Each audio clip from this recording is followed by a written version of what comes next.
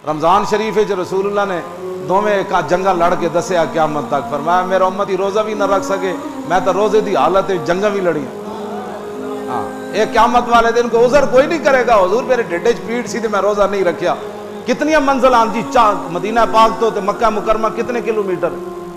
400-500 kilometre है, 500 kilometre है।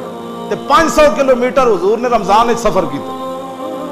10 दिन लगे, 10 रमज़ान हुजूर चले तो 19 रमज़ान पहुंचे या 20 फतह होया मन।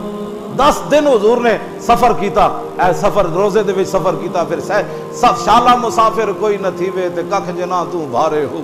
हाँ जी, मुसाफरत मुसाफरत ही होंगी। इतने घर बह के 20 किस्म के खाने खा के तू खानदान के बच्चों में रह के तू रोज़ा न रख सकिया।